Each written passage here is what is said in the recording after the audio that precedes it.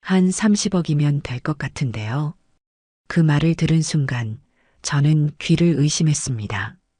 사무실 안 공기가 순식간에 얼어붙는 것 같았어요. 제 앞에 앉은 남자는 60대 후반, 기름때 묻은 점퍼에 때 탄 운동화를 신고 있었습니다. 머리는 반백이 되어 있었고 얼굴엔 세월의 무게가 깊이 패여 있었죠. 손톱 사이사이엔 검은 때가 끼어 있었고 입냄새가 코끝까지 전해져 왔습니다. 그런데 그 입에서 나온 말이 30억이라니요. 저기, 다시 한번 말씀해 주시겠어요? 제가 조심스럽게 물었을 때 그 남자는 비웃듯 코웃음을 쳤습니다. 그리고 가방에서 구겨진 종이 한 장을 꺼내 제 책상 위에 툭 던졌어요. 종이엔 출생신고서라는 글자가 보였습니다. 아버지 성명란에는 황주명, 어머니 성명란에는 정순자라고 적혀 있었죠. 저는 그 순간 모든 것을 이해했습니다. 이 남자는 제 아버지였고 40년 전 임신한 어머니를 달동네에 버리고 사라진 바로 그 사람이었습니다. 내가 내 아들 정도윤이지? 그의 목소리는 쉰 소리였지만 확신에 차 있었어요. 나는 황주명, 너의 친아버지다. 저는 침묵했습니다. 오래 기다렸던 이 순간에 무슨 말을 해야 할지 몰랐거든요. 아니, 정확히는 너무 많은 말이 목구멍까지 올라왔다가 다시 가슴속으로 내려앉았습니다. 10년 동안 감옥에 있었어. 그가 계속 말했습니다. 내가 나를 고발했다며? 그래, 잘했다. 아버지를 감옥에 보내고 이제 이렇게 큰 회사 대표가 됐으니 기분 좋겠구나. 그의 말투엔 후회도 미안함도 없었습니다. 오히려 비꼬는 듯한 어조였어요. 마치 제가 뭔가 잘못된 일을 한 것처럼 말이죠. 하지만 아무리 그래도 나는 내 아버지야. 혈육이라는 건 끊을 수 없는 거잖아. 저는 여전히 말이 없었습니다. 그저 그의 얼굴을 바라볼 뿐이었어요. 어릴 적 사진에서나 봤던 그 얼굴이 이렇게 늙고 추해진 모습으로 제 앞에 앉아 있다는 게 현실 같지 않았습니다. 그래서 말인데 그가 몸을 앞으로 기울이며 말했습니다. 이제 효도 좀 해야 하는 거 아니야? 나 때문에 너와 너희 엄마가 고생했다는 건 인정한다. 하지만 그것도 내가 10년 감옥살이로 다 갚은 거 아니야? 30억. 그가 요구한 금액이 계속 머릿속을 맴돌았습니다. 아무리 많이 벌어도 자식이 부모 봉양하는 건 당연한 거지. 한 30억 정도면 내가 조용히 여생을 보내는데 충분할 것 같은데. 그 순간 저는 깨달았습니다. 이 사람은 변하지 않았다는 것을요. 40년 전 임신한 연인을 버릴 때의 그 계산적이고 이기적인 모습 그대로였습니다. 10년 동안 감옥에서 지내면서도 한 번도 자신의 잘못을 반성하지 않았던 거예요. 하지만 아버지란 작자는 몰랐습니다. 자신을 감옥에 보낸 검사가 바로 제 아내라는 것을요. 그리고 제 장인어른이 이 나라에서 손꼽히는 법조인이라는 것도 말이죠. 아버지, 저는 처음으로 입을 열었습니다. 그 호칭이 입에서 나오는 것조차 역겨웠지만 일단은 그렇게 불러주기로 했어요. 40년 만에 처음 만나는 아들에게 첫마디가 돈 달라는 말씀이군요. 야, 이 새끼야. 그의 목소리가 갑자기 거칠어졌습니다. 누가 보면 내가 평생 너희한테 손 하나 까딱 안 한 줄 알겠네. 나도 나름대로는 뭘 하셨다고요? 제 목소리가 차가워지자 그는 잠시 말을 멈췄습니다. 그리고 어색한 웃음을 지으며 다시 말했어요. 뭐, 그때는 내가 젊어서 그랬다. 지금 생각해보니 좀 그랬지. 하지만 이제 와서 과거 얘기해봤자 소용없잖아. 중요한 건 앞으로지. 앞으로? 그가 말하는 앞으로는 결국 자신의 편안한 노후였습니다. 그런데 말이야. 그가 다시 몸을 기울이며 속삭였습니다. 혹시 내가 나를 또 고발하거나 그럴 생각은 없겠지? 나 이제 늙었고 더 이상 감옥 갈 일도 만들지 않을 거야. 그 말에서 저는 알 수 있었습니다. 이 사람이 얼마나 비겁한지를요. 겉으로는 당당한 척하지만 속으로는 또다시 감옥에 갈까봐 전전긍긍하고 있었던 거예요. 하지만 모든 이야기는 40년 전부터 시작되었습니다. 1979년 부산 서부상권 끝자락 빈민가. 그곳에서 23살의 정순자는 25살의 황주명을 만났습니다. 황주명은 부산대학교 의대 본과 3학년 학생이었고 순자는 방직 공장에서 하루 12시간씩 일하는 여공이었죠. 처음 만난 건 우연이었습니다. 순자가 장을 보러 갔던 시장 골목에서 술에 취해 비틀거리던 주명을 부축해 준 것이 시작이었어요. 주명은 그날 순자에게 말했습니다. 나는 꼭 의사가 될 거예요. 가난한 사람들도 돈 걱정 없이 치료받을 수 있는 그런 의사 말이에요. 순진했던 순자는 그 말에 감동했습니다. 그리고 그의 꿈을 응원하고 싶었어요. 두 사람은 자연스럽게 가까워졌고 얼마 뒤 함께 살기 시작했습니다. 주명은 공부에만 전념할 수 있었습니다. 순자가 모든 생활비를 벌어왔으니까요. 아침 일찍 나가서 밤늦게 돌아오는 순자를 보며 주명은 늘 고마워했습니다. 순자야, 내가 의사 되면 꼭 보답할게. 기사 달린 좋은 차에 태워서 호강시켜 줄 거야. 그런 약속들이 쌓여갔습니다. 그리고 순자는 그 약속들을 믿었어요. 8년이라는 시간이 흘렀습니다. 주명은 의대를 졸업하고 인턴을 마쳤습니다. 이제 레지던트 과정만 남겨두고 있었어요. 순자는 여전히 공장에서 일했지만 이제 곧 자신들의 고생이 끝날 거라고 믿었습니다. 그런데 그때였습니다. 순자가 임신한 것을 알게 된 것은요. 그때 순자가 임신 소식을 전했을 때의 일이 순자는 아직도 생생합니다. 1987년 3월 어느 저녁 비가 부슬부슬 내리던 날이었어요.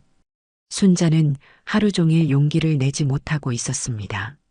손에는 병원에서 받은 진단서가 들려 있었고 그 종이는 이미 손때로 구겨져 있었죠. 주명 씨, 순자가 조심스럽게 입을 열었습니다. 목소리가 떨리고 있었어요. 우리 아기 생긴 것 같아요. 그 말을 들은 주명의 얼굴이 순간 하얗게 변했습니다. 그는 한참 동안 말이 없었어요. 그저 순자가 내민 진단서를 멍하니 바라볼 뿐이었습니다. 종이 위에는 임신 6주라는 글자가 선명하게 적혀 있었죠. 정말이야? 주명의 목소리는 기쁨이 아니라 당황스러움으로 가득했습니다. 순자는 고개를 끄덕였어요. 응, 병원에서 확인했어. 우리 아기야. 그 순간부터 모든 것이 달라졌습니다. 주명은 갑자기 현실적인 계산을 하기 시작했어요. 레지던트 과정에 들어가야 하는 상황에서 아이까지 생겼다는 것이 그에게는 큰 부담이었던 거죠. 순자야. 주명이 천천히 말했습니다. 이건 좀 곤란한데. 뭐가 곤란해? 순자가 물었습니다. 그녀의 눈에는 이미 불안한 빛이 스치고 있었어요. 나 이제 레지던트 들어가야 하잖아. 그럼 월급도 거의 없고 아이까지 키우기엔 너무 힘들어. 순자는 그 말을 듣고도 희망을 버리지 않았습니다. 괜찮아. 내가 계속 일할 수 있어. 아이 낳고도 일할 수 있다고. 하지만 주명의 마음은 이미 굳어져 있었어요. 그는 며칠 동안 고민했습니다. 정확히는 고민이 아니라 어떻게 이 상황에서 벗어날지 방법을 찾고 있었던 거죠. 8년이라는 시간이 떠올랐습니다. 순자가 자신을 위해 희생했던 그 긴 시간 말이에요. 23살부터 31살까지 여자로서 가장 아름다운 시절을 모두 자신에게 바쳤던 순자의 모습이 주명의 머릿속을 스쳤습니다. 매일 새벽 5시에 일어나 도시락을 싸주던 순자, 밤늦게 돌아와서도 주명의 빨래를 개어두던 순자, 자신은 헌 옷을 입으면서도 주명에게는 항상 깨끗한 셔츠를 입혀주던 순자. 나는 꼭 의사가 될 거야. 주명이 예전에 했던 말들이 떠올랐습니다. 그래서 가난한 사람들도 돈 걱정 없이 치료받을 수 있게 해줄 거야. 그리고 너는 내가 꼭 행복하게 해줄게. 어떻게 행복하게 해줄 건데? 순자가 웃으며 물었었죠. 기사 달린 좋은 차에 태워서 호강시켜줄 거야. 한겨울에도 보일러 빵빵한 아파트에서 살게 해줄 거고 예쁜 옷도 많이 사줄 거야. 그때까지만 참고 기다려줘. 그런 약속들이 한순간에 부담으로 변했습니다. 아이가 생기면서 그 모든 꿈이 무너질 것 같았던 거예요. 주명은 결국 결심했습니다. 순자와 헤어지기로 말이에요. 순자야, 우리 이사 가자. 어느 날 주명이 갑자기 말했습니다. 이사? 순자가 놀란 얼굴로 물었어요. 왜 갑자기? 레지던트 시작하기 전에 좀 더 좋은 곳으로 이사하고 싶어서. 우리 아이도 태어날 텐데 지금 집은 너무 좁잖아. 순자는 그 말을 듣고 기뻤습니다. 드디어 주명이 아이를 받아들이고 함께 살아갈 준비를 하는 것 같았거든요. 정말? 어디로 갈 건데? 내가 알아봤는데 괜찮은 곳이 있어. 이번 주말에 가보자. 그 주말, 주명은 순자를 데리고 나갔습니다. 하지만 그들이 도착한 곳은 부산 외곽의 달동네였어요. 비탈진 언덕 위에 판잣집들이 빽빽하게 들어서 있는 곳이었죠. 여기가 어디야? 순자가 불안한 목소리로 물었습니다. 우리가 살 집이야. 주명이 담담하게 대답했어요. 순자는 믿을 수 없었습니다. 비탈진 언덕길을 따라 올라가야 하는 그 집은 겨울이면 눈이 얼어 아예 오르내리기 힘들 정도였어요. 집 안으로 들어가니 더욱 충격적이었습니다. 수도는 제대로 나오지 않았고 벽에는 곰팡이가 피어 있었어요. 주명 씨, 이게 뭐야? 순자가 떨리는 목소리로 물었습니다. 집이라고 했잖아. 좀 낡긴 하지만 깨끗하게 치우면 살만할 거야. 아니야, 이게 아니야. 우리가 이런 곳에서 살 수는 없어. 주명은 순자의 짐을 방 안에 들여놓으며 말했습니다. 일단 여기 있어. 나 잠깐 나갔다 올게. 어디 가는데? 딸기 사러 가려고. 너 딸기 먹고 싶다고 했잖아. 순자는 그 말을 믿었습니다. 주명이 정말로 딸기를 사러 간다고 생각했어요. 하지만 시간이 지나도 그는 돌아오지 않았습니다. 해가 지고 밤이 되어도 그 다음 날이 되어도 주명은 나타나지 않았어요. 그제야 순자는 깨달았습니다. 자신이 버려졌다는 것을요. 달동네 그 집에서 순자는 혼자 아이를 낳았습니다. 병원에 갈 돈도 없어서 이웃집 아주머니의 도움을 받아 집에서 출산했어요. 아이는 작고 약했지만 건강하게 태어났습니다. 도윤아, 순자가 갓 태어난 아이를 보며 눈물을 흘렸습니다. 엄마가 꼭 잘 키워줄게. 아빠는 없어도 엄마가 있잖아. 그 아이가 바로 저였습니다. 정도윤. 어머니는 저를 키우기 위해 온갖 일을 다 했습니다. 낮에는 공장에서 일하고 밤에는 부업으로 인형 눈 붙이는 일을 했어요. 제가 어릴 때는 이웃집에 맡겨두고 일하러 나갔습니다. 미안해, 도윤아. 엄마가 너랑 함께 있어주지 못해서. 어머니는 매일 밤 저를 안아주며 그렇게 말했어요. 그 품에서 저는 아버지가 없다는 것이 뭔지도 모르고 행복하게 자랐습니다. 가끔 어머니가 술을 드실 때가 있었어요. 그럴 때마다 그 사람 이야기를 하곤 했죠. 그 사람이 약속했었는데 기사 달린 차에 태워준다고, 좋은 아파트에서 살게 해준다고. 어린 제가 들어도 그 약속들이 얼마나 허무한 것이었는지 알 수 있었습니다. 하지만 어머니는 그 약속들을 기억하고 계셨어요. 아마도 그것들이 어머니에게는 유일한 희망이었을 겁니다. 그렇게 시간이 흘러 제가 중학생이 되었을 때 어머니가 말씀하셨습니다. 도윤아, 너는 공부 열심히 해야 해. 그래야 그 사람을 이길 수 있어. 그 사람이 누구예요? 너의 아버지야. 그 사람은 의사가 됐을 거야. 하지만 너는 그보다 더 큰 사람이 되어야 해. 그날부터 저는 알았습니다. 제게는 이겨야 할 사람이 있다는 것을요. 그리고 그 사람은 바로 지금 제 앞에 앉아서 30억을 달라고 하는 이 남자였습니다. 40년이 지난 지금 그의 약속들은 모두 거짓이 되었습니다. 기사 달린 차는 제가 타고 있고 좋은 집에서 사는 것도 저였어요. 그리고 그는 제게 돈을 구걸하러 온 초라한 모습이 되어 있었습니다. 달동네 그 집에서의 첫 겨울이 가장 힘들었습니다. 1987년 12월 그의 겨울은 유난히 추웠어요.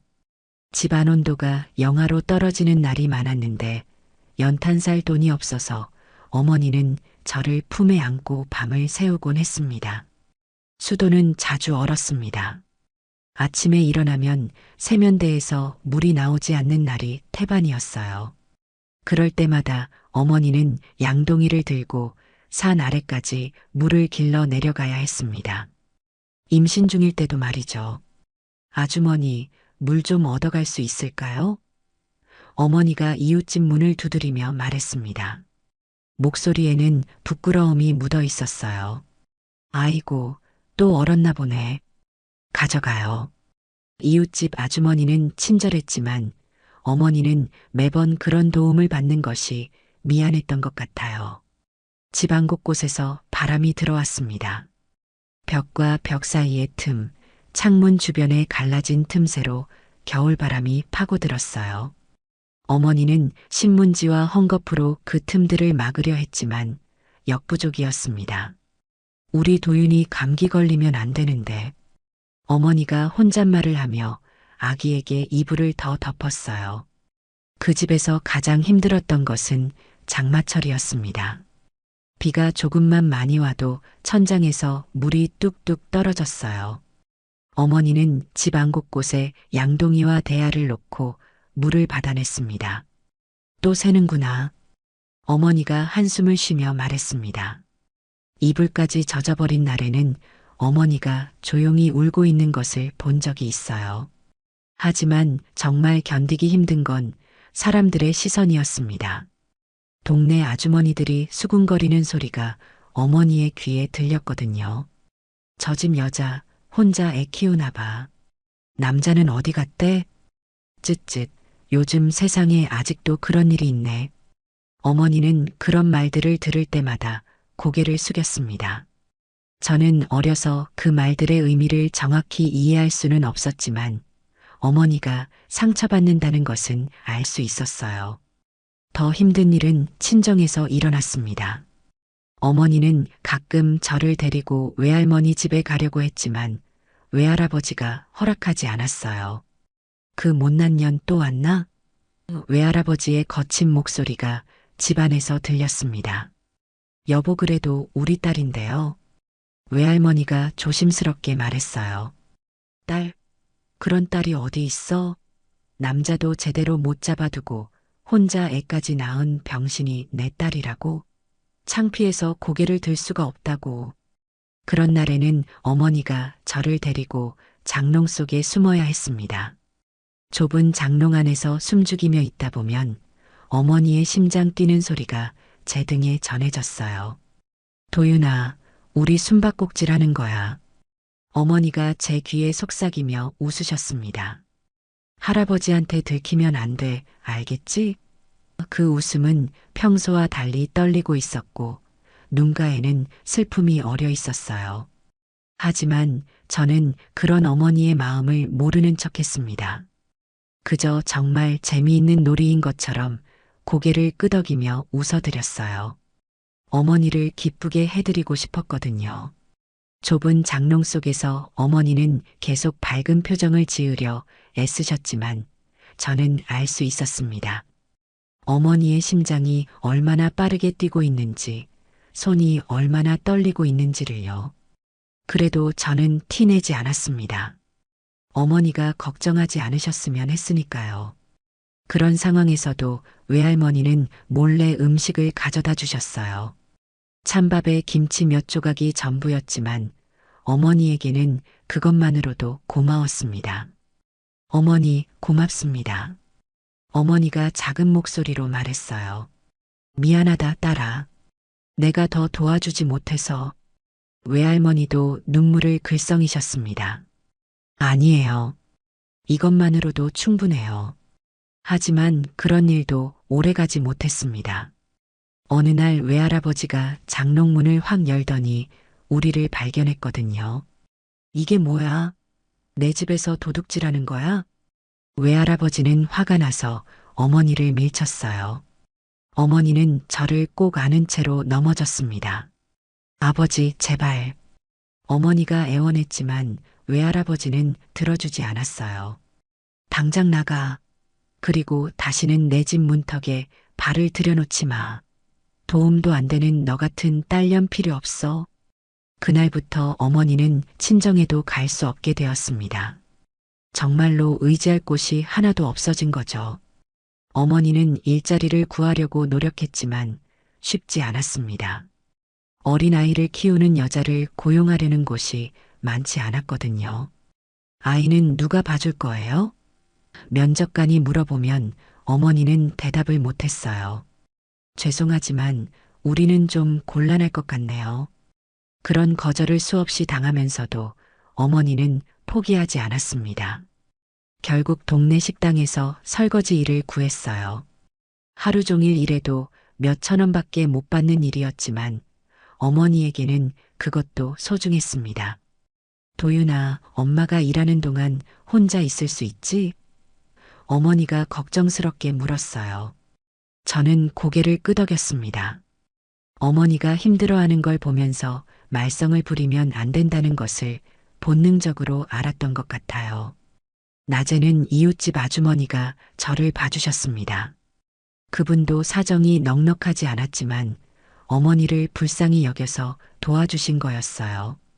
순자야, 걱정 말고 일 다녀와. 도윤이는 내가 잘 봐줄게. 정말 감사합니다. 제가 어떻게 보답해야 할지. 무슨 보답이야.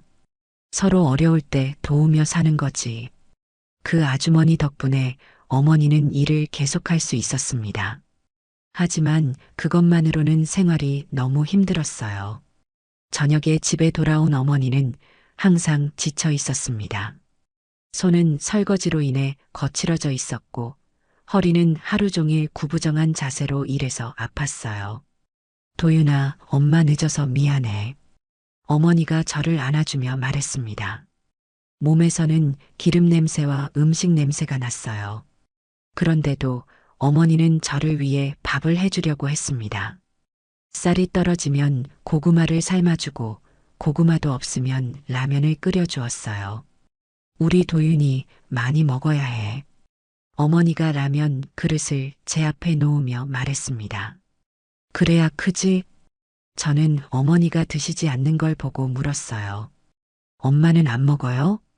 엄마는 배 안 고파? 도윤이가 다 먹어. 나중에 알았지만 어머니는 제가 먹고 남은 것으로 끼니를 때우고 계셨던 거였어요. 가끔은 아예 굶는 날도 있었고요. 어머니가 정말 힘들어하신 것은 제가 아플 때였습니다. 감기에 걸려서 열이 나거나 설사를 하면 병원에 갈 돈이 없어서 어쩔 줄 모르셨어요. 도윤아, 괜찮아? 엄마가 뭐 해줄까? 어머니가 제 이마에 손을 대며 걱정스러워 하셨습니다. 약국에서 해열제를 사오는 것도 부담스러워 하시는 어머니를 보면서 저는 아프다는 말을 하기가 미안했어요. 그런 생활이 계속되면서 어머니는 점점 말이 없어지셨습니다. 예전에는 저에게 이야기를 많이 해주셨는데 어느 순간부터는 그저 멍하니 앉아 계시는 시간이 많아졌어요. 그리고 그때부터였습니다. 어머니가 술을 드시기 시작한 것은요. 처음에는 가끔 잠이 안 온다며 소주 한 잔씩 드시더니 점점 양이 늘어갔어요. 저는 어머니가 술을 드시고 중얼거리는 말들을 들으면서 그 사람에 대해 알게 되었습니다. 황주명, 그 사람이 약속했었는데 어머니가 혼잣말을 했어요. 기사 달린 차에 태워준다고, 좋은 집에서 살게 해준다고. 그런 말을 들을 때마다 저는 가슴이 답답했습니다. 어머니를 이렇게 만든 그 사람이 누구인지 알고 싶었어요. 엄마, 아빠는 왜 우리랑 안 살아요? 제가 물어보면 어머니는 항상 같은 대답을 하셨어요. 아빠는 멀리 가셨어. 다시는 안 올 거야. 왜 안 와요? 그냥, 그냥 안 와. 어머니는 더 이상 설명해 주지 않으셨습니다. 하지만 저는 알 수 있었어요. 그 사람 때문에 어머니가 이렇게 힘들어하고 있다는 것을요. 그렇게 시간이 흘러 제가 초등학교에 입학할 나이가 되었습니다. 어머니는 제 책가방과 학용품을 사주기 위해 더 많은 일을 하셨어요. 식당일 외에도 밤에는 공장에서 부품 조립 일을 하셨습니다.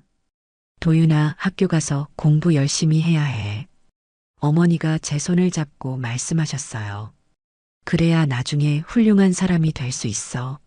네, 엄마. 저 공부 열심히 할게요. 그때부터 저는 다짐했습니다.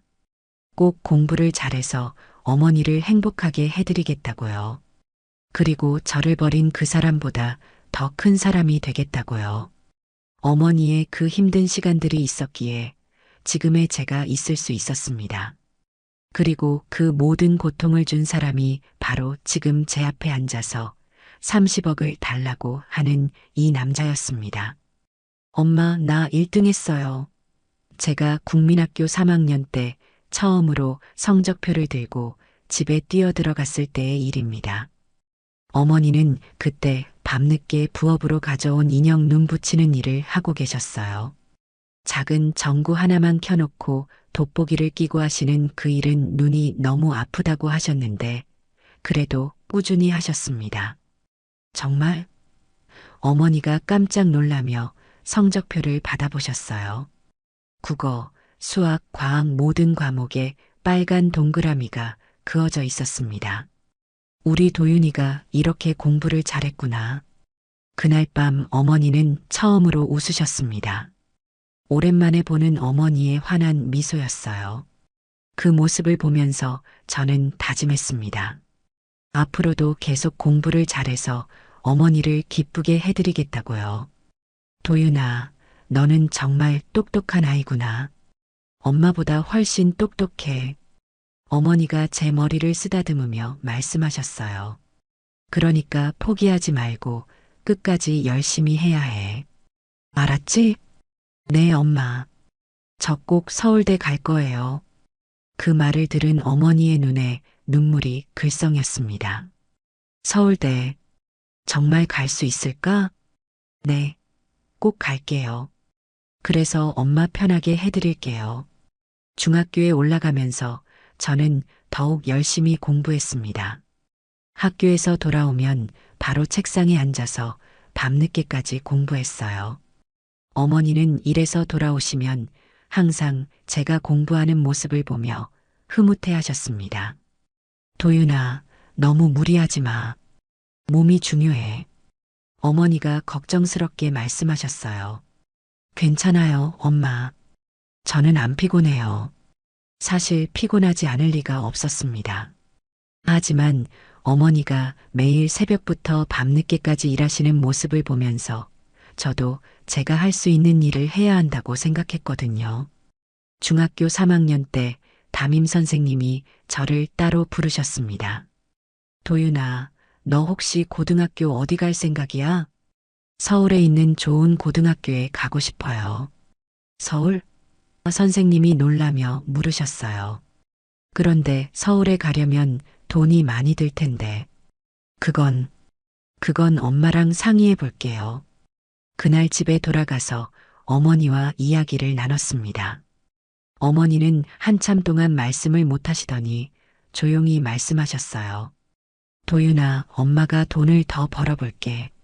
너는 가고 싶은 곳으로 가서 공부해. 엄마, 괜찮아요.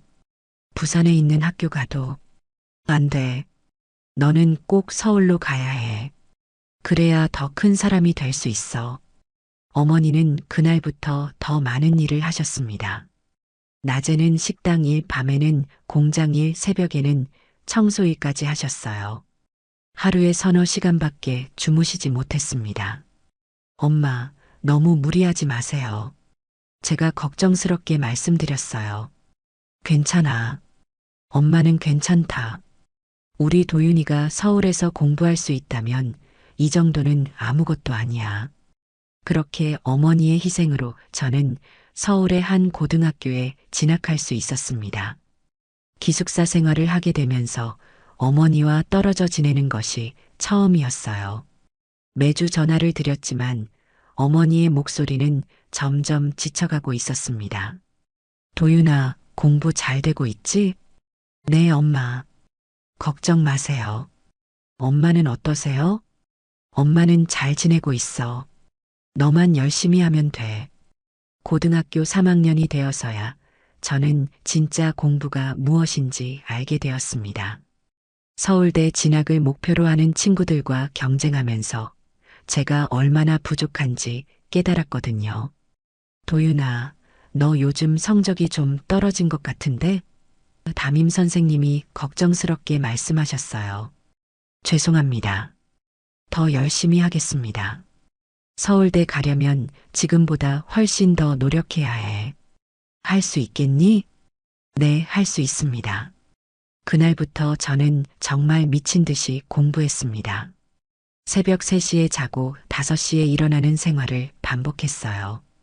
도서관이 문을 열면 제일 먼저 들어가고 문을 닫을 때까지 나오지 않았습니다. 그런데 어느 날 어머니에게서 전화가 왔습니다. 도윤아, 엄마가 좀 아픈 것 같아. 뭐가 아프세요? 허리가 너무 아파서 일어나기가 힘들어. 병원에 가봐야 할 것 같은데. 저는 그 말을 듣고 바로 부산으로 내려갔습니다. 어머니는 많이 야위어 계셨어요.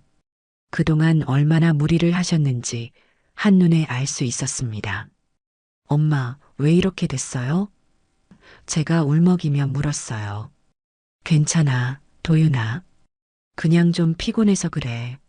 며칠 쉬면 나아질 거야. 하지만 병원에서 나온 결과는 심각했습니다.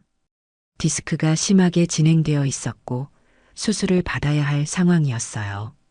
수술비가 얼마나 들어요? 제가 의사에게 물었습니다. 한 1,000만 원 정도 들 것 같습니다. 1,000만 원. 저희에게는 감당하기 어려운 큰 돈이었어요. 저는 그때 처음으로 절망감을 느꼈습니다. 도윤아, 수술은 안 해도 돼. 약만 먹으면서 지내면 되겠지. 어머니가 말씀하셨지만 의사는 고개를 저었어요. 지금 상태로는 계속 악화될 수밖에 없습니다. 빨리 수술 받으시는 게 좋겠어요. 저는 그날 밤 어머니 병실에서 밤새 고민했습니다. 어떻게 해야 할지 몰랐어요. 그때 생각난 것이 학교 상담 선생님이 해주신 말씀이었습니다. 도윤아, 혹시 어려운 일이 있으면 언제든 상담실로 와. 도와줄 수 있는 일이 있을 거야. 다음 날 서울로 올라가서 상담 선생님을 찾아뵈었습니다. 선생님, 제가 과외를 하고 싶은데 소개해 주실 수 있나요? 과외. 너 지금 고3인데 과외할 시간이 있겠니? 꼭 해야 하는 상황이에요. 엄마가 아프셔서. 선생님은 제 사정을 듣고 나서 한 집을 소개해 주셨습니다. 강남에 있는 고급 주택가의 집이었어요. 거기 아버지가 중견기업 회장이야. 딸이 고2인데 성적이 좀 부진해서 과외 선생님을 찾고 있다고 하더라. 감사합니다. 꼭 열심히 하겠습니다. 그렇게 저는 정혜린을 만나게 되었습니다. 처음 과외를 하러 갔을 때 그 집의 규모에 놀랐어요. 저희 달동네 집 50채는 좋게 들어갈 만한 크기였습니다. 안녕하세요. 정혜린이 저를 맞아주었어요. 똑똑해 보이는 눈빛에 단정한 모습이 인상적이었습니다. 네, 안녕하세요. 과외 선생님으로 온 정도윤입니다. 잘 부탁드려요. 저는 정예린이에요. 과외를 시작한 첫날, 예린이의 아버지가 저를 따로 불러 이야기를 나누었습니다. 자네가 도윤이라고 하는 학생이구나. 나는 정철민이야. 네, 안녕하세요. 자네 성적이 어떻게 되나? 전교 1등을 유지하고 있습니다. 훌륭하군. 그런데 자네 집은 어떻게 되고? 저는 잠시 망설였지만 솔직하게 대답했습니다. 저는 편모스라에서 자랐습니다. 어머니가 혼자 저를 키우셨어요. 정철민 회장은 제 얼굴을 유심히 바라보았습니다. 그 눈빛에는 단순한 호기심이 아닌 다른 무언가가 있었어요. 그래, 힘들었겠구나. 하지만 그런 환경에서도 이렇게 훌륭하게 자란 걸 보니 자네는 정말 대단한 아이야. 감사합니다. 우리 예린이 성적 올려주면 과외비 외에 별도로 보너스도 주겠어. 그리고 자네 어머니 병원비도 내가 도와줄 수 있을 것 같은데. 저는 깜짝 놀랐습니다. 정말, 정말 그렇게 해주시겠어요? 물론이지. 하지만 조건이 있어. 우리 예린이를 정말 잘 가르쳐야 해. 그리고요? 자네 같은 학생이 우리 회사에서 일하면 어떨까 하는 생각이 든다. 대학 졸업하고 나면 한번 생각해봐. 그날부터 저는 정말 열심히 예린이를 가르쳤습니다. 그리고 예린이도 점점 성적이 오르기 시작했어요. 몇 달 후 중간고사에서 예린이는 전교 50등 안에 들었습니다. 도윤 오빠, 정말 고마워요. 오빠 덕분에 이렇게 성적이 올랐어요. 예린이가 환하게 웃으며 말했어요. 예린이가 열심히 했으니까 가능한 일이야. 그런데 시간이 지나면서 예린이와 저는 선생님과 학생 사이를 넘어서는 감정을 갖게 되었습니다. 처음에는 그저 친한 오빠, 동생 사이라고 생각했는데 어느 순간 서로를 의식하게 되었어요. 도윤 오빠, 나 오빠 좋아하는 것 같아. 예린이가 어느 날 조심스럽게 말했습니다. 나도 예린이를 좋아해. 하지만 저희의 관계는 쉽지 않았습니다. 저는 가난한 환경에서 자란 학생이고 예린이는 부유한 집안의 딸이었거든요. 정철민 회장이 이 사실을 알면 어떻게 반응할지 걱정이었어요. 그러나 예린이는 전혀 개의치 않았습니다. 오빠, 그런 거 신경 쓰지 마. 우리 아빠는 사람을 겉모습으로 판단하지 않는 분이야. 정말? 정말이야. 오빠 같은 사람을 더 좋아하실 거야. 그리고 실제로 정철민 회장은 저희 관계를 알고도 반대하지 않았습니다. 오히려 더 관심을 갖고 지켜보셨어요. 도윤아, 자네가 우리 예린이를 진심으로 생각한다는 걸 알겠어. 그리고 자네 같은 청년이면 우리 딸과 함께해도 좋을 것 같네. 감사합니다. 하지만 자네 어머니 일은 어떻게 생각하고 있나? 혼자 고생하시는 어머니를 언제까지 그렇게 두고 볼 순 없잖아. 저는 잠시 망설였습니다. 그동안 마음속에만 간직했던 이야기를 꺼내야 할 때가 온 것 같았어요. 사실은 제 어머니를 이렇게 힘들게 만든 사람이 있습니다. 누구 말인가? 저는 언젠가 제 아버지를 찾을 생각입니다. 아버지를? 네. 제가 어렸을 때 저와 어머니를 버리고 떠난 사람이 있어요. 그 사람에게 그동안 어머니가 얼마나 힘들었는지 보여주고 싶습니다. 복수를 하겠다는 건가? 네, 그렇습니다. 회장은 한참 동안 저를 바라보시더니 깊은 한숨을 쉬셨어요. 자네도 그런 일을 당했구나. 나도 비슷한 경험이 있어서 말이야. 네, 내 아버지도 마찬가지였어. 사업 실패하고 빚쟁이들에게 쫓기자 어느 날 갑자기 사라져버렸지. 어머니가 혼자 나와 동생을 키우셨어. 그때 나이가 12살이었는데 회장의 목소리가 잠시 떨렸습니다. 그래서 자네 같은 아이들을 보면 그냥 지나칠 수가 없어. 자네가 가진 그 절실함, 그 분노, 나도 똑같이 느꼈거든. 하지만 난 끝내 그 사람을 찾지 못했어. 그래서 자네가 해내기를 바라는 거야. 내가 못다한 복수를 자네가 대신 해주는 기분이랄까. 좋다. 내가 도와주지. 그날부터 저는 정말로 새로운 인생을 시작하게 되었습니다. 그리고 그 모든 것의 목표는 하나였어요. 저를 버린 그 사람에게 제대로 된 복수를 하는 것이었습니다. 서울대 경제학과에 합격한 날, 저는 부산으로 내려가 어머니께 소식을 전했습니다. 어머니는 합격 통지서를 받아보시며 한참 동안 말씀을 못 하시더니 갑자기 눈물을 터뜨리셨어요. 도윤아, 정말 해냈구나. 우리 도윤이가 서울대에. 네, 엄마. 이제 정말 시작이에요. 그날 밤 저는 어머니께 말씀드렸습니다. 엄마, 이제 아버지를 찾아야 할 때가 온 것 같아요. 어머니는 그 말을 들으시고 깜짝 놀라셨어요. 아버지를? 왜 갑자기? 그냥 두고 볼 순 없어요. 그 사람이 엄마한테 어떤 짓을 했는지 저는 다 알고 있어요. 도윤아, 그런 사람 찾아서 뭐 하려고? 이미 다 지난 일인데. 아니에요, 엄마. 지난 일이 아니라 계속되고 있는 일이에요. 그 사람은 엄마를 버리고 편안하게 살고 있겠지만 우리는 지금까지 그 때문에 힘들게 살았잖아요. 어머니는 한참 동안 침묵하시더니 조용히 말씀하셨습니다. 황주명. 그 사람 이름은 황주명이야. 부산대 의대를 나왔으니까 아마 의사가 되어 있을 거야. 다른 정보는 없어요? 글쎄, 서울로 올라간다고 했으니까 서울에 있을 거야. 그런데 도윤아, 정말 괜찮겠니? 그 사람을 만나면 기분이 안 좋을 텐데. 괜찮아요, 엄마.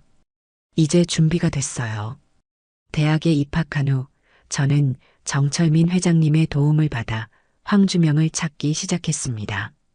회장님은 사설탐정까지 고용해서 그의 행적을 추적해 주셨어요. 도윤아, 찾았다. 몇 개월 후 회장님이 저를 부르셨습니다. 자네 아버지 말이야. 어디 있나요?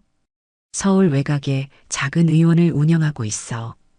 그런데 상황이 좀 복잡하더군. 회장님이 건네준 자료를 보고 저는 충격을 받았습니다. 황주명은 의사가 되긴 했지만 제대로 된 의사가 아니었어요. 동네 의원에서 불법 진료를 일삼고 있었고 가짜 처방전을 발행하기도 했습니다. 이건 뭐예요? 제가 물어보니 회장님이 한숨을 쉬며 말씀하셨어요. 자네 아버지가 지금까지 해온 일들이야. 의료법 위반, 사기, 그리고 몇 차례 의료사고까지 있었는데 은폐했다는 기록이 있더군. 하지만 아직은 때가 아니었어요. 저는 먼저 실력을 기르고 확실한 증거를 모아야 했거든요. 회장님도 같은 생각이셨습니다. 도윤아, 복수는 준비가 완벽할 때 해야 하는 거야. 지금은 너 자신을 단단하게 만드는 게 먼저다. 그렇게 대학 4년 동안 저는 공부에 집중하면서도 틈틈이 그 사람에 대한 정보를 수집했어요. 사설 탐정을 통해 그의 현재 위치와 하고 있는 일들을 파악해 나갔습니다. 졸업 후 회사에 입사해서도 마찬가지였어요. 낮에는 업무에 최선을 다하고 예린이와의 관계도 발전시켜 나가면서 동시에 황주명의 불법 행위들에 대한 증거를 차근차근 모아갔습니다. 자네 정말 끈질기구나. 회장님이 웃으시며 말씀하셨어요. 그래, 그렇게 해야 해. 복수는 성급하게 하는 게 아니야. 몇 년이 흘러 저는 회사에서 중요한 자리에 올랐습니다. 그리고 드디어 그때가 왔어요. 도윤아, 이제 시작해도 될 것 같다. 회장님이 저에게 두꺼운 파일을 건네주시며 말씀하셨습니다. 자네 아버지에 대한 모든 자료가 여기 있어. 정말요? 응. 그리고 이것만으로도 충분히 고발할 수 있어. 어떻게 할 거야? 저는 그 순간 복잡한 마음이 들었습니다. 한편으로는 그 사람이 제대로 된 의사가 되지 못한 것이 안타깝기도 했지만 다른 한편으로는 역시 그럴 줄 알았다는 생각도 들었어요. 일단 직접 만나보고 싶어요. 만나보고? 네. 그 사람이 어떤 사람인지 직접 확인해 보고 싶어요. 회장님은 고개를 끄덕이셨습니다. 그래, 그것도 좋겠군. 하지만 혼자 가지는 말고 사람을 데리고 가거라. 그렇게 저는 황주명의 의원을 찾아갔습니다. 황주명 내과의원이라는 작은 간판이 붙어 있는 허름한 건물이었어요. 간판도 오래되어 색이 발해 있었고 건물 외관도 관리가 잘 되지 않아 보였습니다. 의원 안으로 들어가니 몇 명의 환자들이 기다리고 있었어요. 대부분 나이가 많은 분들이었고 병원의 분위기는 어딘지 모르게 음침했습니다. 실례합니다. 황주명 원장님 계신가요? 제가 간호사에게 물어보니 그녀가 안을 가리켰어요. 저기 진료실에 계세요. 그런데 진료 중이시니까 잠시만 기다리세요. 잠시 후 진료실 문이 열리고 한 남자가 나왔습니다. 나이는 50대 중반 정도로 보였고 키는 제법 큰 편이었어요.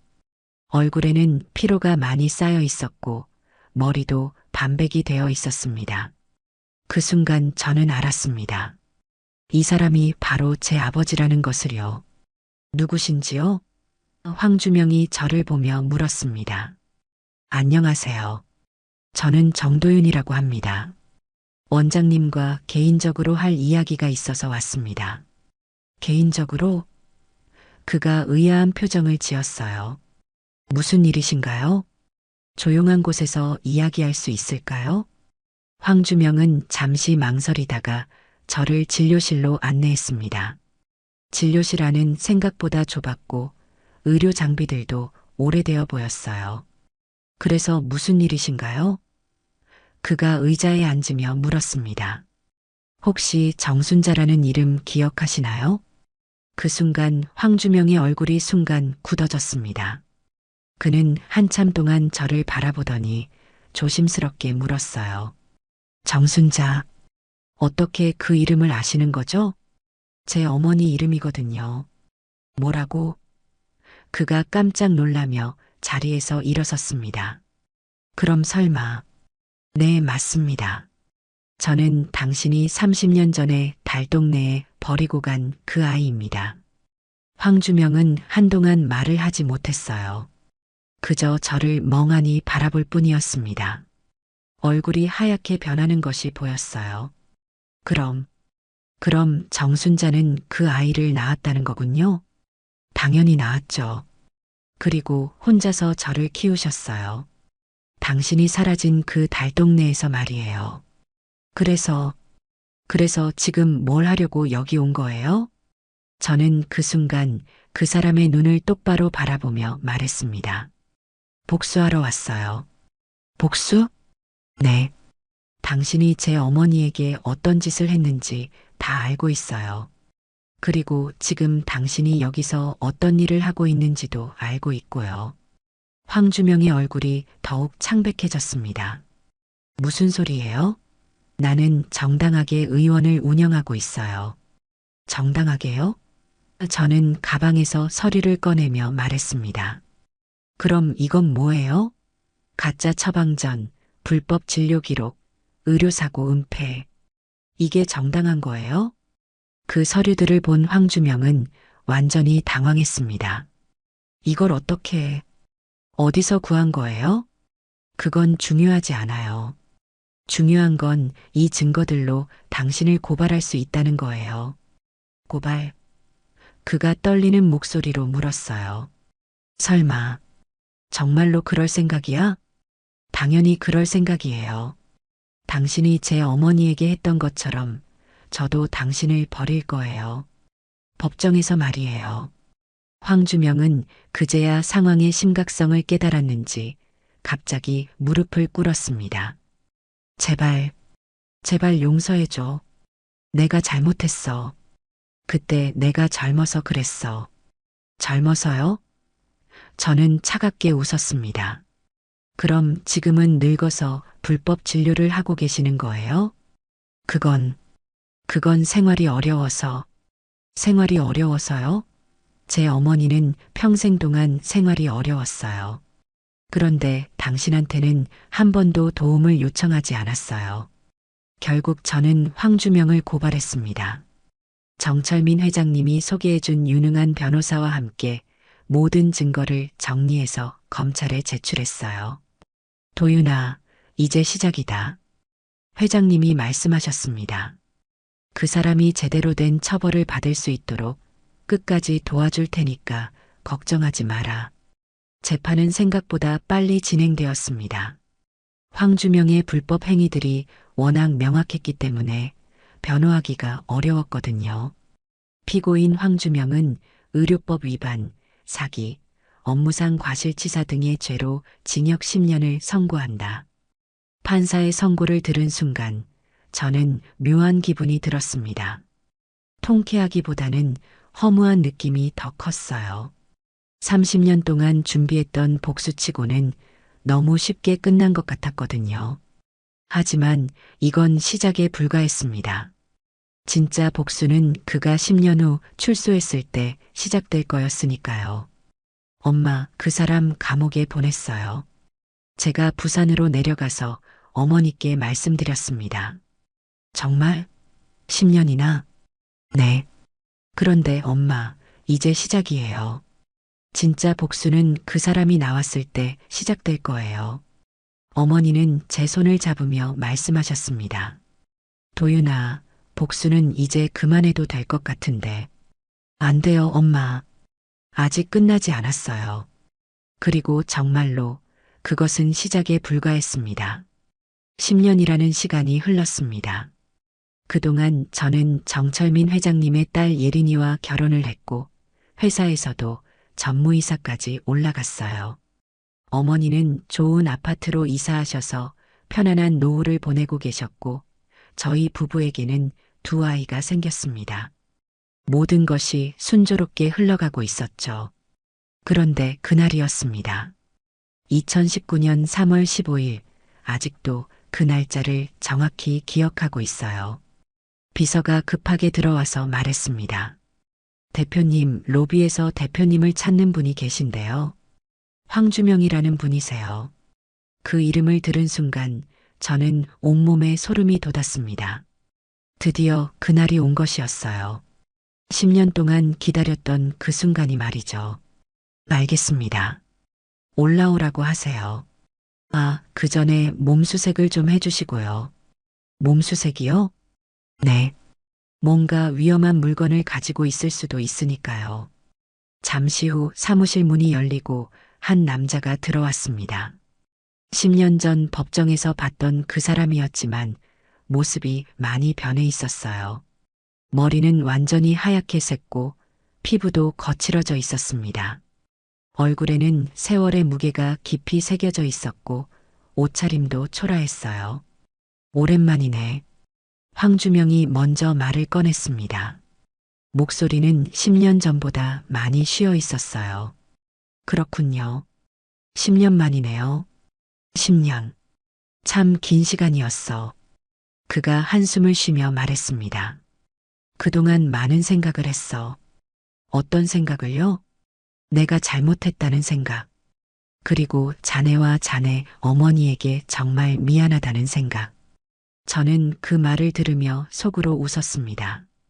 10년 동안 감옥에 있으면서 뭔가 깨달았다는 듯이 말하고 있었지만 그의 눈빛에서는 진심을 찾을 수 없었거든요. 그래서 어떻게 하고 싶으신 거예요? 너에게 사과하고 싶어. 그리고 앞으로 남은 인생을 조용히 살아가고 싶어. 조용히 살아가시겠다고요? 더 이상 누구에게도 피해를 주지 않고 그냥 조용히 살겠어. 그 말까지는 그럭저럭 들어줄 만했습니다. 하지만 다음에 나온 말이 문제였어요. 그런데 한 가지 부탁이 있어. 부탁이요? 아무래도 나이도 들고 감옥에 있느라 제대로 된 일을 할 수가 없었지요. 그래서 생활이 너무 어려워서 저는 그 순간 무슨 말이 나올지 알 수 있었습니다. 하지만 직접 듣고 싶었어요. 그래서 어떻게 하고 싶으신 거예요? 이렇게 성공했으니까 아버지로서 조금 도움을 받을 수 있을까 해서. 도움을요? 네. 많은 건 바라지 않아. 그냥 남은 인생을 편안히 지낼 수 있을 정도만. 구체적으로 얼마나 필요하신 거예요? 황주명은 잠시 망설이더니 조심스럽게 말했습니다. 한 30억 정도면 될 것 같은데. 그 순간 저는 정말로 어이가 없었습니다. 10년 동안 감옥에 있으면서 뭔가 깨달았다고 했는데 결국 돈을 달라고 온 것이었어요. 게다가 30억이라는 거액을 요구하면서도 태연하게 말하고 있었습니다. 30억이요? 네. 사실 많은 돈이긴 하지만 너 같은 성공한 사업가에게는 그리 큰 돈이 아니잖아. 그리고 나는 너의 친아버지니까. 친아버지? 저는 그 말을 듣고 차가운 웃음을 지었습니다. 40년 동안 단 한 번도 아버지 노릇을 안 하시더니 이제 와서 친아버지라고 하시는군요. 그래도 혈육은 혈육이잖아. 그리고 너도 이제 아이들이 있으니까 아버지의 마음을 이해할 수 있을 거야. 아버지의 마음이요? 저는 더 이상 참을 수 없었습니다. 그럼 40년 전에 임신한 제 어머니를 달동네에 버리고 갈 때는 아버지의 마음이 없었나요? 그때는 내가 어려서 그랬어. 어려서요? 그럼 지금은 나이가 들어서 돈을 달라고 하시는 거예요? 황주명의 얼굴이 조금씩 변하기 시작했습니다. 처음에는 사과하는 듯한 표정이었는데 점점 불편한 기색이 역력해지고 있었어요. 너 지금 나를 놀리는 거야? 놀리는 게 아니라 사실을 말하는 거예요. 사실이라고? 그럼 내가 너의 친아버지라는 것도 사실이잖아. 그리고 너가 이렇게 성공할 수 있었던 것도 내 고결한 피가 흘러서 가능한 일이고. 저는 그 말을 듣고 정말로 화가 났습니다. 자신은 아무것도 하지 않으면서 제 성공을 자기 덕분이라고 말하고 있었거든요. 당신 피 때문에 제가 성공했다고요? 그렇지. 내가 의대를 나온 똑똑한 사람이니까 너도 똑똑한 거잖아. 무식한 네 애미 머리로는 택도 없지. 그 순간 저는 더 이상 참을 수 없었습니다. 이 사람은 정말로 변한 게 하나도 없었어요. 10년 동안 감옥에 있으면서도 자신의 잘못을 전혀 깨닫지 못했던 거였습니다. 좋아요. 그럼 제가 한 가지 알려드릴게요. 뭐요? 당신이 10년 전에 감옥에 갔을 때 누가 당신을 고발했는지 아세요? 당연히 네가 고발했겠지. 복수한다고 했잖아. 맞아요. 제가 고발했죠. 그런데 그때 저를 도와준 사람이 누군지 아세요? 글쎄, 변호사겠죠? 변호사도 있었지만 더 중요한 사람이 있었어요. 바로 검사였죠. 황주명은 그 말을 듣고 약간 불안한 표정을 지었습니다. 검사가 뭐? 그 검사가 누군지 아세요? 모르지.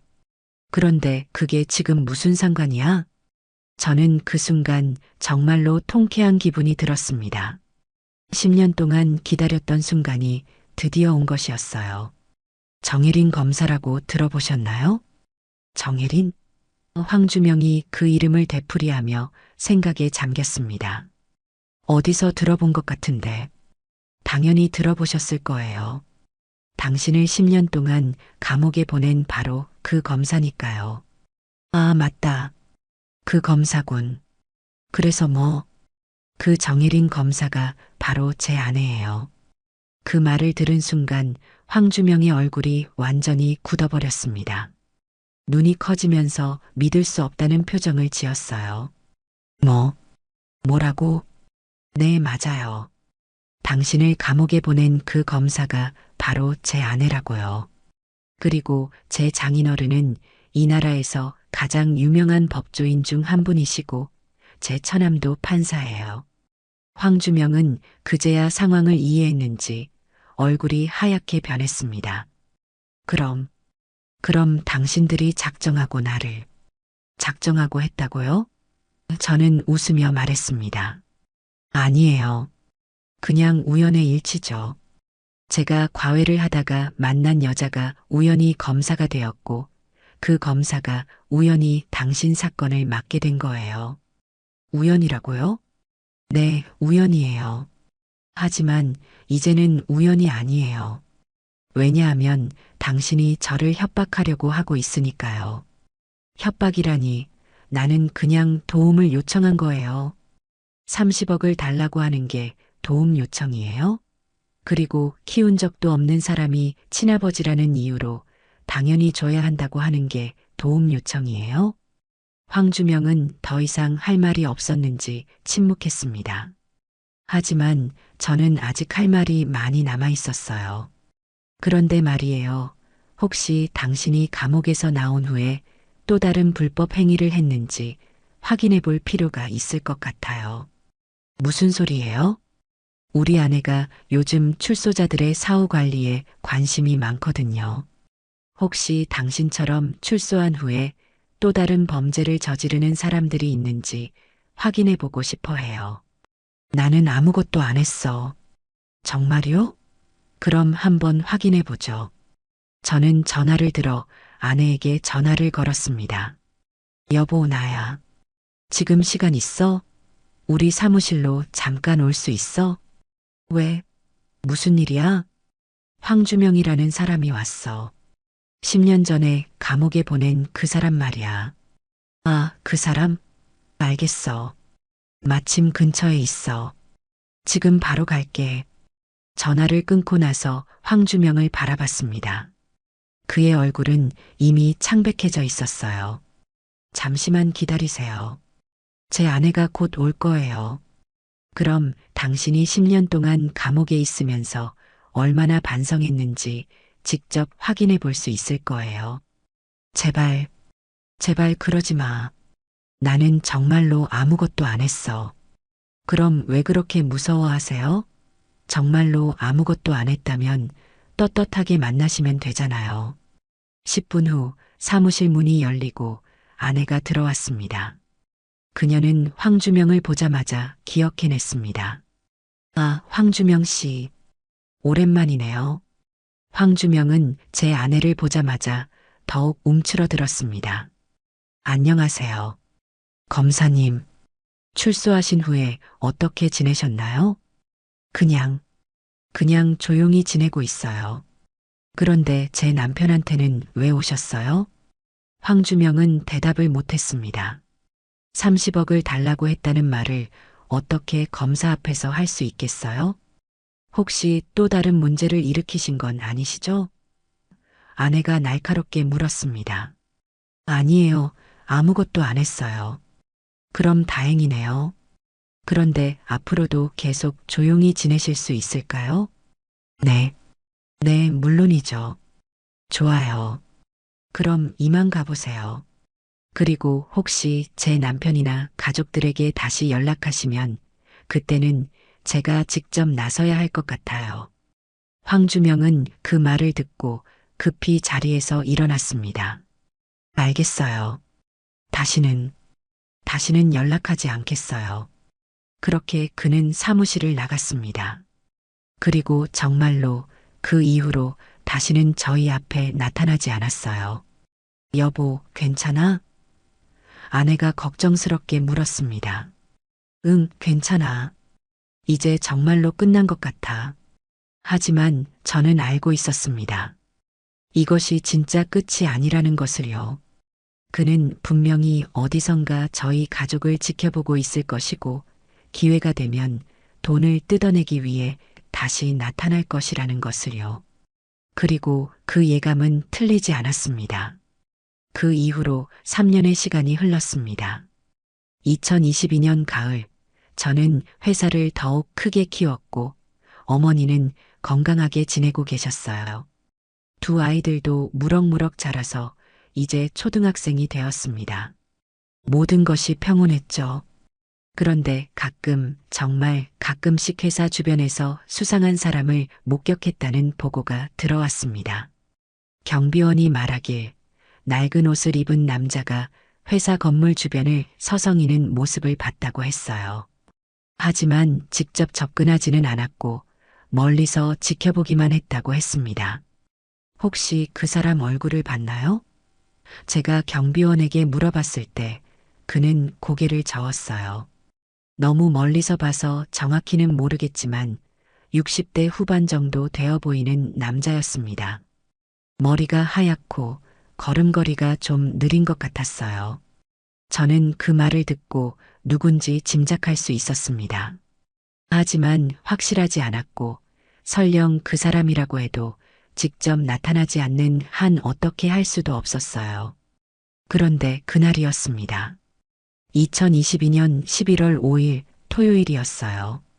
저는 오랜만에 가족들과 함께 시간을 보내기로 했습니다.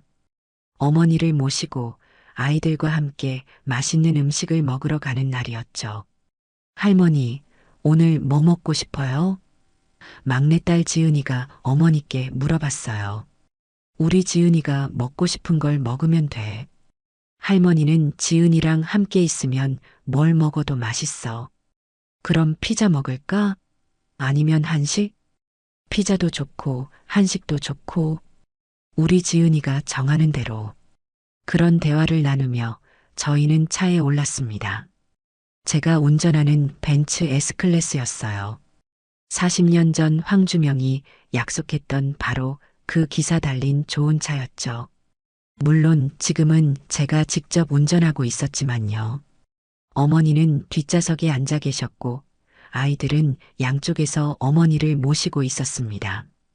아내는 조수석에 앉아 있었고요. 여보, 오늘 어디로 갈까? 아내가 물어봤어요. 아이들이 좋아하는 이탈리안 레스토랑으로 가자. 어머니도 파스타 좋아하시잖아. 그래, 좋지. 오랜만에 온 가족이 함께 나들이 하니까 기분이 좋네. 차가 출발하려던 순간 저는 건물 맞은편에서 누군가 저희를 바라보고 있다는 것을 느꼈습니다. 고개를 돌려보니 한 남자가 전봇대 뒤에 서서 저희 쪽을 바라보고 있었어요. 그 순간 저는 알 수 있었습니다. 그 사람이 바로 황주명이라는 것을요. 머리는 완전히 하얗게 샜고 얼굴은 더욱 야위어 있었습니다. 옷차림도 남루했어요. 낡은 점퍼에 때 탄 바지, 그리고 너덜너덜한 운동화를 신고 있었죠. 마치 노숙자 같은 모습이었습니다. 그는 저희 가족이 고급 승용차에 오르는 모습을 멀리서 지켜보고 있었어요.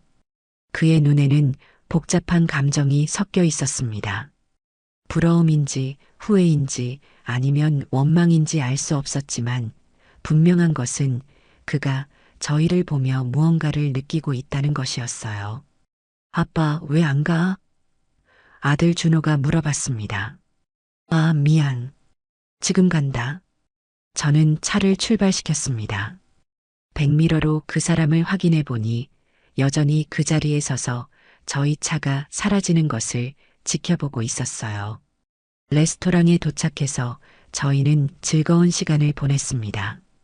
아이들은 맛있는 음식을 먹으며 깔깔거렸고 어머니는 손자들을 보며 환하게 웃고 계셨어요. 아내도 오랜만에 편안한 표정을 짓고 있었죠. 할머니, 이 파스타 정말 맛있어요. 지은이가 어머니께 말했어요. 그래, 우리 지은이가 맛있다고 하면 정말 맛있는 거네. 할머니도 한 입 줄래? 네. 그런 평화로운 모습을 보면서 저는 문득 40년 전 어머니의 모습을 떠올렸습니다. 달동네 그 집에서 라면 하나를 저와 나눠 먹으시던 어머니의 모습 말이에요. 그때는 이런 날이 올 줄 상상도 못했었는데 이제는 이렇게 온 가족이 함께 좋은 레스토랑에서 식사를 할 수 있게 되었습니다. 도윤아, 내 덕분에 할머니가 이런 호강을 하네. 어머니가 조용히 말씀하셨어요. 모려 엄마. 이 정도는 아무것도 아니에요. 오래오래 건강하세요. 아니야. 이게 얼마나 큰일인지 너는 모를 거야. 40년 전에는 이런 꿈도 꿀 수 없었는데 어머니의 말씀을 들으며 저는 다시 한번 그 사람을 생각했습니다. 황주명. 40년 전 기사 달린 좋은 차를 약속했던 그 사람은 지금 노숙자 같은 모습으로 저희를 멀리서 바라보고 있었습니다. 그가 약속했던 것들은 모두 제가 이뤄냈어요. 좋은 차, 좋은 집, 그리고 어머니의 편안한 노후까지. 그 사람은 약속을 지키지 못했지만 저는 그 모든 것을 이뤄냈습니다. 집으로 돌아가는 길에도 저는 그 사람의 모습을 떠올렸습니다. 3년 전 30억을 달라고 했던 그 뻔뻔한 모습이 아니라 오늘 본 그 초라한 모습을 말이에요. 여보, 무슨 생각해? 아내가 물어봤어요. 아, 그냥 오늘 하루가 참 좋았다는 생각. 맞아. 이런 날이 계속 이어졌으면 좋겠어. 응, 그렇게 될 거야. 그날 밤 아이들을 재우고 어머니를 모시고 집으로 돌아온 후 저는 베란다에 나가 밤하늘을 바라봤습니다. 별이 많이 보이는 밤이었어요. 40년. 참 긴 시간이었습니다. 어머니의 고생, 제 성장, 그리고 오늘의 이 평화로운 모습까지 모든 것이 한편의 긴 이야기 같았어요. 그리고 그 이야기의 끝에서 저는 깨달았습니다. 진짜 복수는 그 사람을 망가뜨리는 것이 아니라 저희가 행복해지는 것이었다는 거요. 그 사람이 약속했던 모든 것을 제가 이뤄내고 어머니를 행복하게 해드리는 것이 진짜 복수였습니다. 그 사람은 아마도 계속 저희를 멀리서 지켜볼 것입니다. 자신이 버린 가족이 얼마나 행복하게 살고 있는지, 그리고 자신이 약속했던 모든 것들이 어떻게 이뤄졌는지를 말이에요. 그것이 저희가 이뤄낸 완벽한 복수였습니다. 사람은 자신이 뿌린 씨앗을 거두게 되어 있습니다. 선한 씨앗을 뿌리면 선한 열매를 맺고 악한 씨앗을 뿌리면 악한 열매를 맺죠. 40년 전 황주명이 뿌린 씨앗은 이제 그 열매를 맺었습니다. 그리고 저희는 새로운 씨앗을 뿌리며 살아갈 것입니다. 사랑의 씨앗, 희망의 씨앗, 그리고 행복의 씨앗을 말이에요.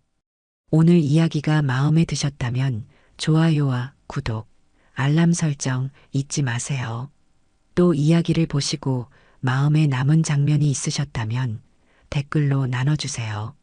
선생님의 한마디가 또 다른 분께 깊은 울림이 될 수 있습니다. 채널 달달달 인생여행을 시청해 주셔서 늘 감사합니다. 건강이 최고예요. 하루 한번 운동 잊지 마세요.